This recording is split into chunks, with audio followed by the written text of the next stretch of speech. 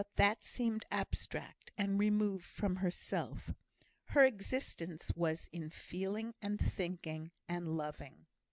Down in that green hollow they were quite in harmony.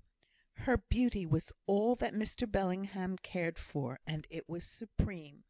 It was all he recognised of her, and he was proud of it.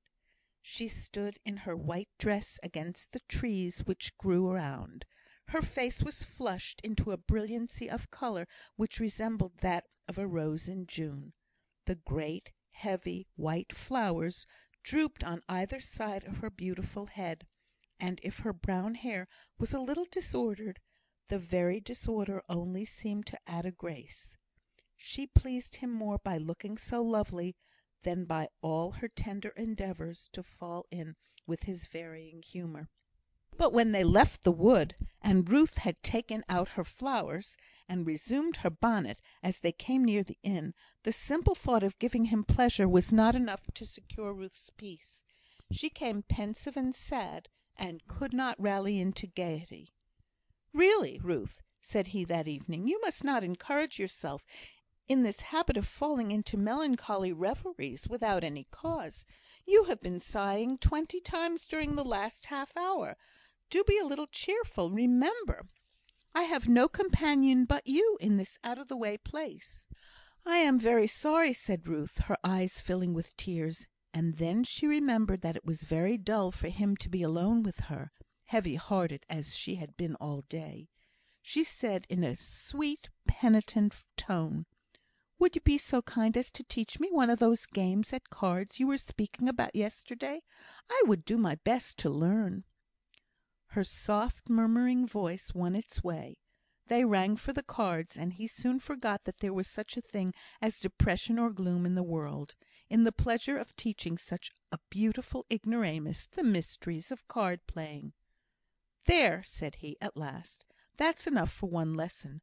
Do you know, little goose, your blunders have made me laugh myself into one of the worst headaches I have had for years." He threw himself on the sofa, and in an instant she was by his side.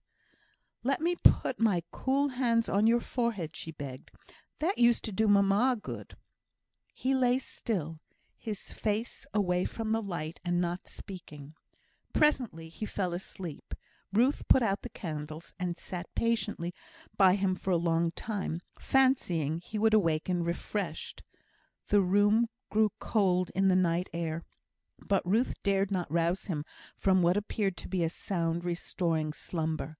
She covered him with her shawl, which she had thrown over a chair on coming in from their twilight ramble. She had ample time to think, but she tried to banish thought. At last his breathing became quick and oppressed, and after listening to it for some minutes with increasing affright, Ruth ventured to awaken him. He seemed stupefied and shivery. Ruth became more and more terrified. All the household were asleep except one servant girl, who was wearied out of what little English she had knowledge of in more waking hours, and could only answer, "Iss, indeed, ma'am," to any question put to her by Ruth. She sat by the bedside all night long. He moaned and tossed, but never spoke sensibly. It was a new form of illness to the miserable Ruth.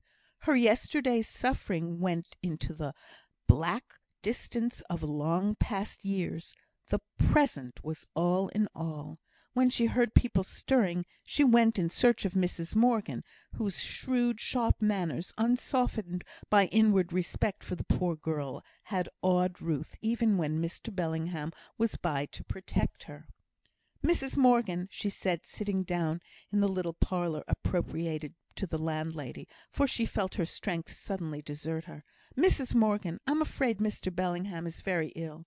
Here she burst into tears, but instantly checking herself. "Oh, what must I do?" continued she. "I don't think he has known anything all through the night, and he looks so strange and wild this morning." She gazed into Mrs Morgan's face, as if reading an oracle. "Indeed, ma'am, and it's a very awkward thing; but don't cry, that can do no good, 'deed it can't.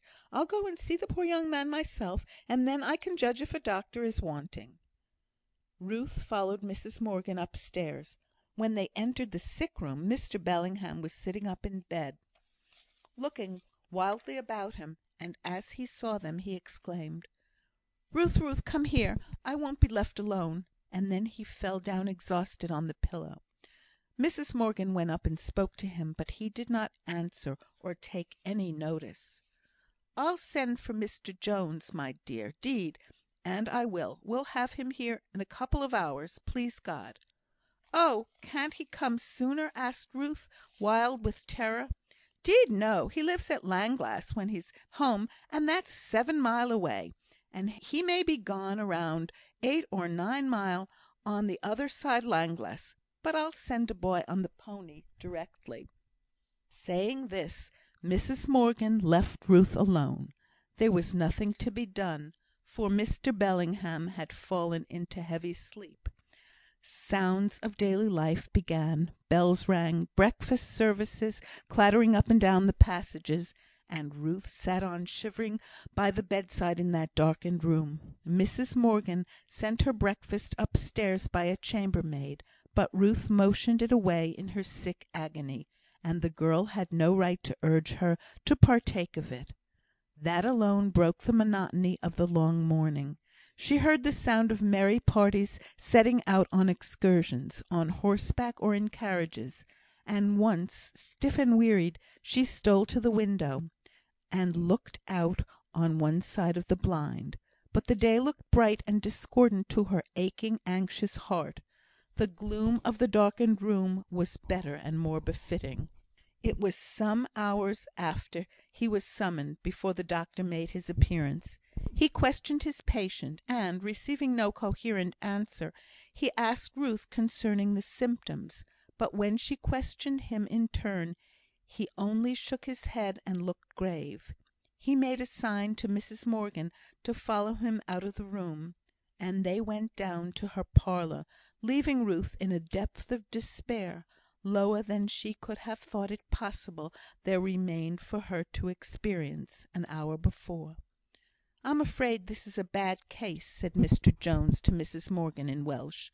"A brain fever has evidently set in." "Poor young gentleman!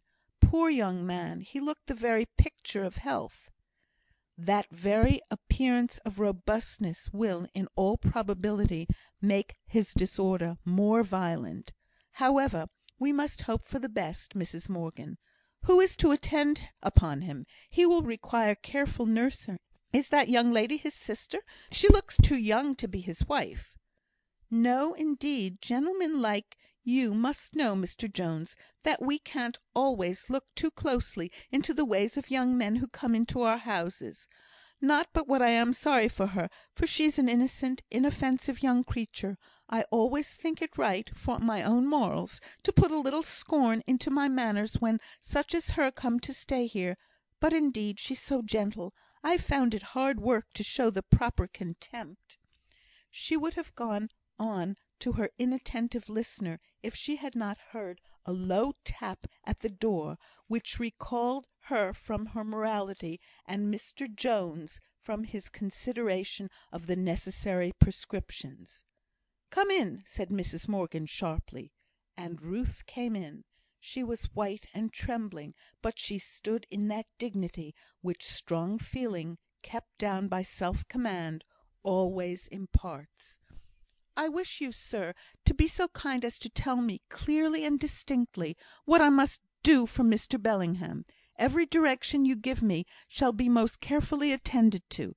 You spoke about leeches. I can put them on, and see about them. Tell me everything, sir, that you wish to have done."